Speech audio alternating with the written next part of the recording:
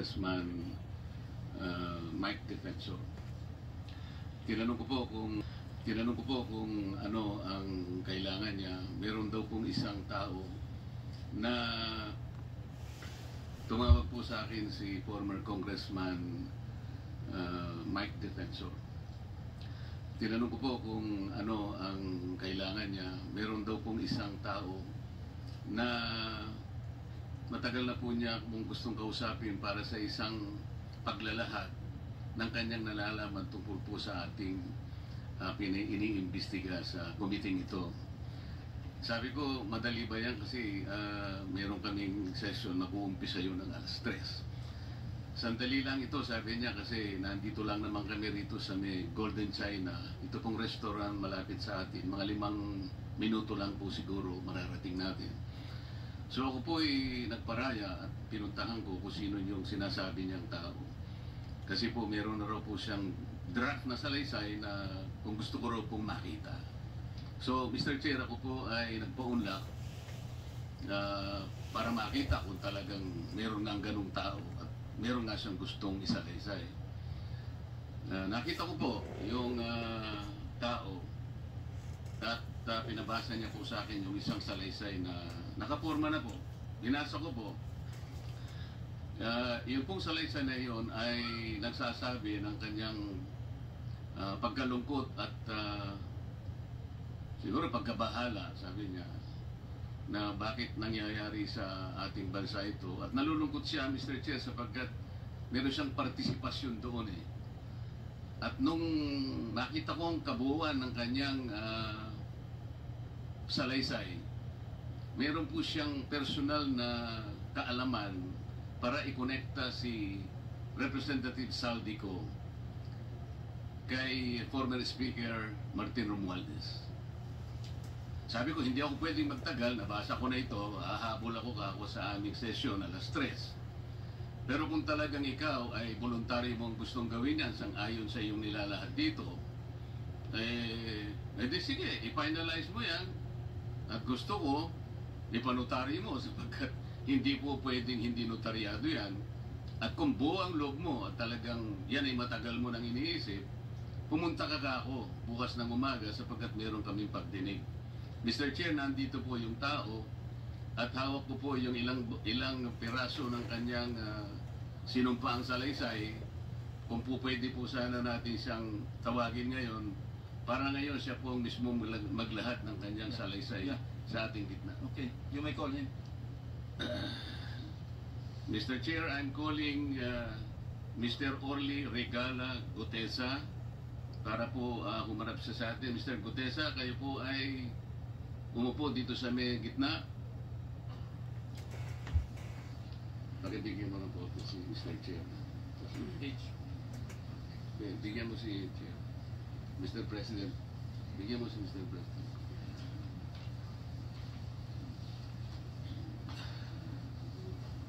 Manatili ka muna nakatayo kasi nunumpa ka.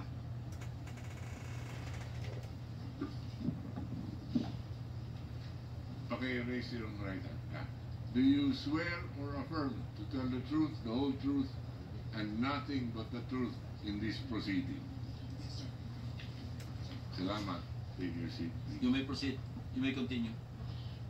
Salamat po, Mr. Chair. Mr. Gutesa, kanina ako'y nagpapaliwanag para ipakilala kita. Narinig mo yung aking sinabi. Yes, Your Pwede mo Honor. bang i-confirm na kung ano yung sinabi ko ay yung nangyari kahapon? I confirm, Your Honor. Salamat po. At ngayon po ay hawak ko nga ang inyong sinumpaang salaysay na nung draft ito ay binasa ko. Ganun din nga po at wala namang pagbabago. At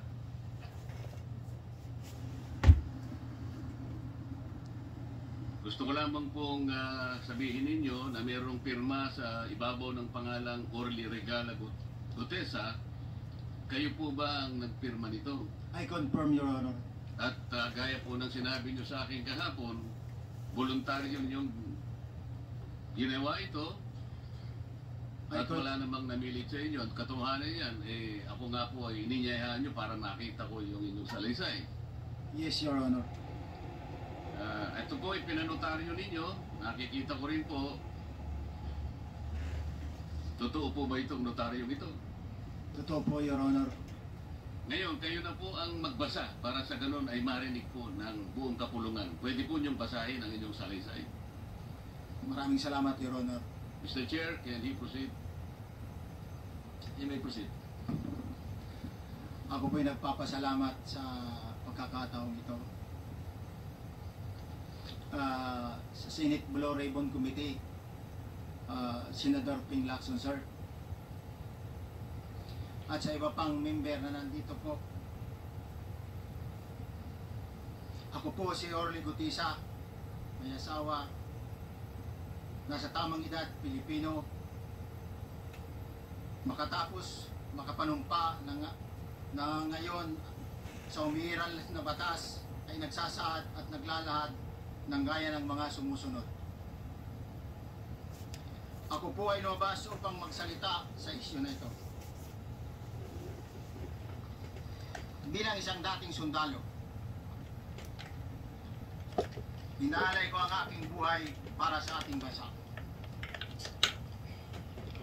Sa pagkakataong ito, kung ito, nagdesisyon akong magsalita at maglabas dahil ayokong maging masama ang kinabukasan ng aking mga anak, apo ko sa darating na panahon. Ayoko pong naririnig ko at napapanood ko sa pagdinig ng Blue Ribbon Committee. At ngayon ko po napagdugtong-dugtong yung naging partisipasyon ko po sa anomalya at korupsyon na ginawa at lumalabas sa hearing na ito. Yung palang pera na binubuhat namin at dinideliver mula sa masamang gawain na nagdulot ng baha na ikinamatay ng tao at imbis na gamitin ang pera sa edukasyon, medikal at programa na mapunta lamang pala sa bulsa ng mga politiko. Mabigat po sa akin magsalita dahil may pamilya ako. 4 ang anak ko, nag-aaral pa. May asawa ako at nangangalaga sa aking mga anak at marami akong kasama sa operasyon na may kinalaman sa ibabahagi ko sa inyo. Nagtatrabaho lang po kami ng mga kasama kong sundalo sa Philippine Marines. Huwag sana isipin na aking mga kasama na nagtatraidor ako. Ako sa aming trabaho at pinagsamaan dahil pare-parehas kaming may pamilya at gusto lang naman naming ayusin ang kinabukasan ng bawat isa. Wala akong iniisip na kapahamakan para sa kanila, bagkus ang gusto ko lang maayos ang kinabukasan ng bayan at lahat kami. Noong December 5, 2004, na-hire ako bilang security consultant sa Ako Bicol Party List or AKB kay Congressman Saldico. At nasimula ng duty ko kay Congressman Saldico. Bawat umaga, nagre-report ako sa BGC sa Horizon, sa Bonifacio Global City, kung saan nakatira si Kong Saldico. Tuwing may duty at detailed ako sa basura, it means itong basura, ito yung box ng pera na pinag-uusapan natin sa kasalukuyan. Mr. Gutesa, mag-stick ka lang sa binabasa mo. Huwag ka nang nag-a-adlib. Kung ano yung nandito, basahin mo lang. Yes, Your Honor. Tuwing may duty detail ako sa basura, pumupunta kami sa 28 Ladybug Corner, Dragonfly, Valley Verde 6, Pasig City. Tagabuhat lang ako ng malita ng basura. Ang ibig sabihin ng basura ay malita na may lamang pera. Ang bawat malita ay may lamang humigit kumulang 48 million pesos.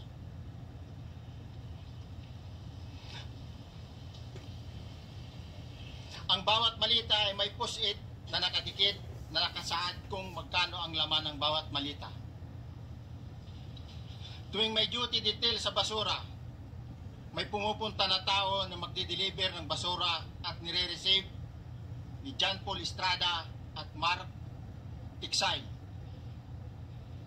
Ang mga executive assistant ni Congressman Saldico at sila ang mga detailed sa mga ganyang activities.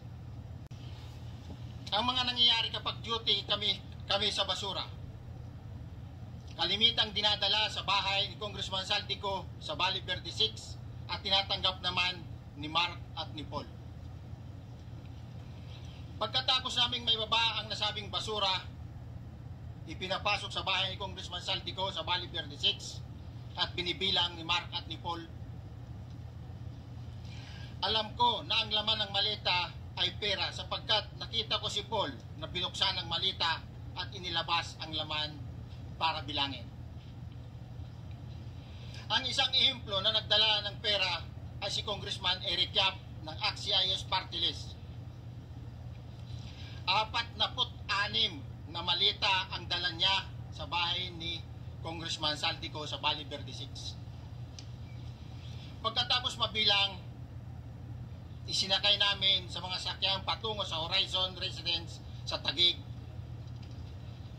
At dumiretso kami sa basement upang may baba ang nasabing basura. Bago ibaba ang nasabing basura, ito... Merong napuputol sa binabasa mo eh. Huwag kang magmadali. Huwag kang magmadali. Naputol na... Ulitin mo yung paragraph 20. Hindi ko makita na putol na siya.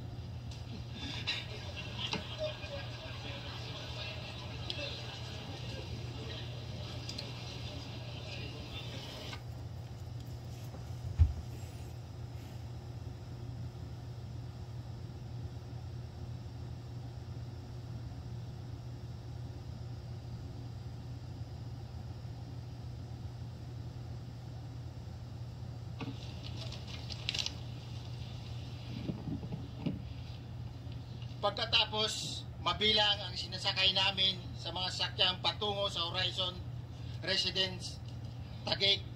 Pagdating sa Horizon Residence, dumidiretso kami sa basement upang may baba ang nasabing basura at dalhin sa unit ni Congressman Saldico sa 56th floor sa nasabing lugar kung saan siya nakatira. Bago ibaba ang nasabing basura, ito ay bawas na. Halimbawa, nag-akyat kami ng 46 na malita. Ibababa lamang namin ay 35 malita para i-deliver sa bahay ni House Speaker Martin Romualdez sa 42 McKinley Street, Taguig. Ang labing isang malita ay naiwan sa taas ng 56th floor sa Horizon Residence. Humigit kumulang 3 beses ako mismo ang nag-deliver ng basura sa bahay ni Congressman Saldico sa Horizon Residence at sa mga bahay ni Speaker Romualdez sa 42 McKinley Street, Taguig. Mas maraming pagkakataon na nagde-deliver kami ng basura sa bahay ni Speaker Romualdez at sa bahay ni Congressman Saldico dahil iba-iba kaming mga nakadetailed na close-in, back-up at advance party na nagkakaroon ng rotation. Sa huli, ako po ay nagnanais na mapasailalim sa Witness Protection Program dahil alam ko po nanganganib ang buhay ko at ang aking pamilya sa ginawa kong paglalahat na ito. Sa katotohanan na ang lahat ay nilagdaan ko, ang salaysay na ito ay kusang loob at walang anumang pamimilit at bunsod lamang nangangarin matulungan ang ating bansa. Ito po ay nilagdaan ko, Your Honor. Thank you, Orly. Before you proceed, meron lang ako papakitang litrato sa iyo, no? I-confirm mo, kasama na rin si Bryce, kung yan ba si Paul na binabanggit mo. I confirm, Your Honor. Yun nga po, Your Honor. Siya po. Okay, so Yeah, for the record, andito po yung litrato nung binabagit na si Paul. Ano pala nito?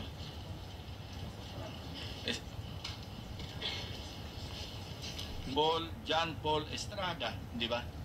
Yes, Your Honor. Thank you very much. You may continue, Senator Marcoleta. Thank you, Mr. Chair.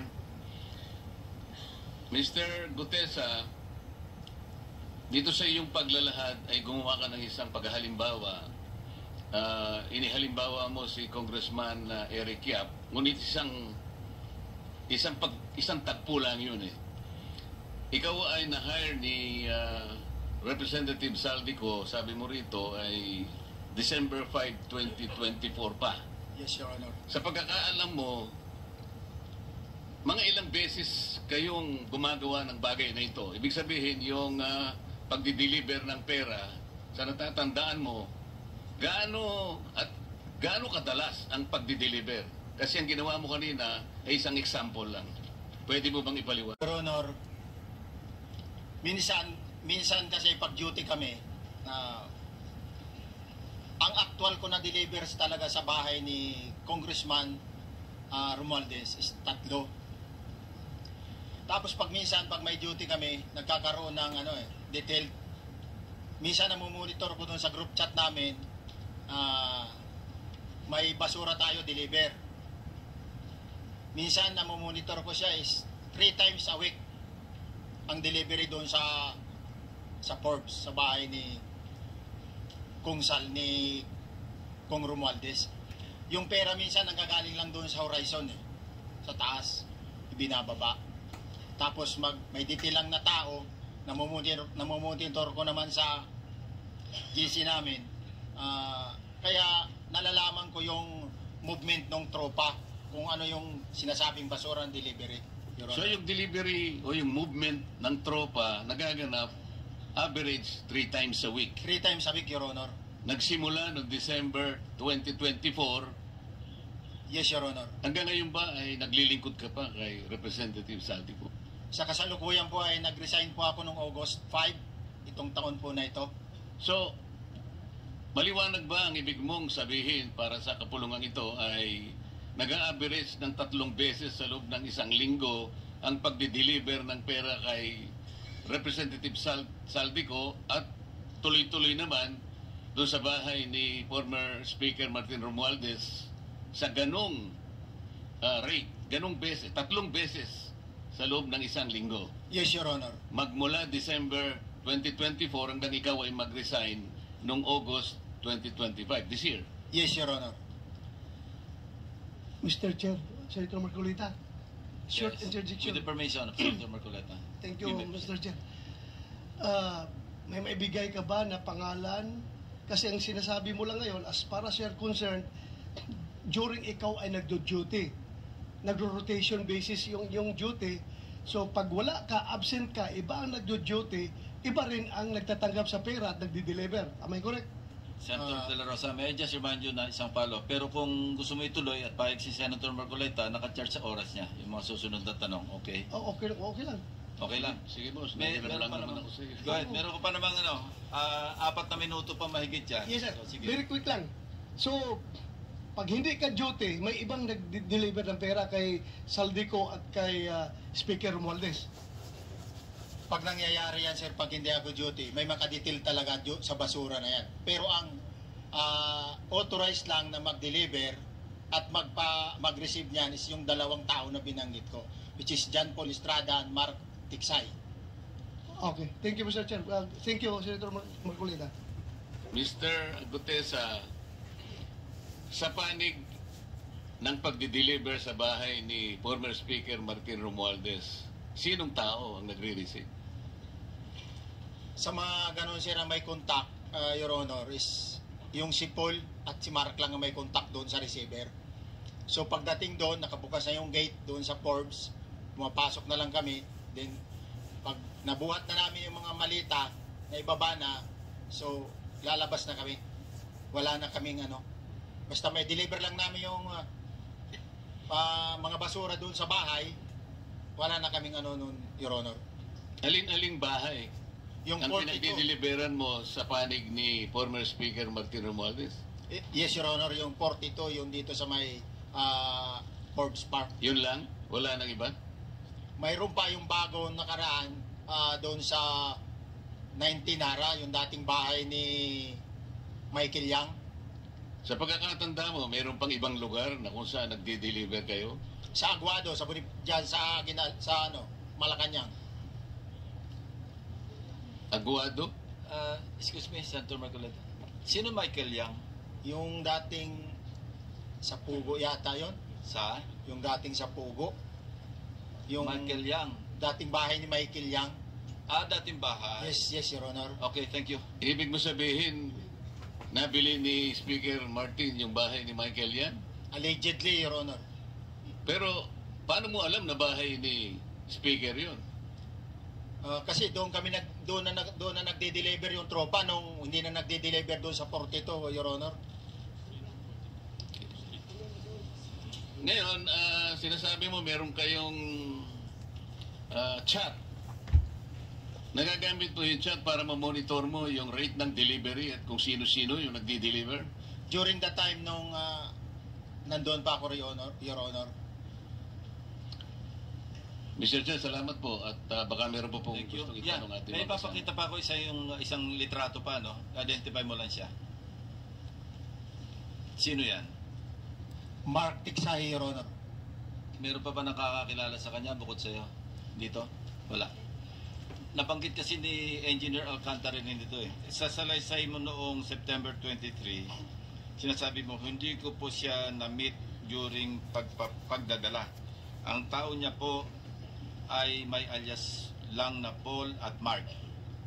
Na-meet mo ito si Mark, Engineer? Sa Valle Verde po, once lang po. So, kino-confirm na din si Mark Teksa ito. Mark po and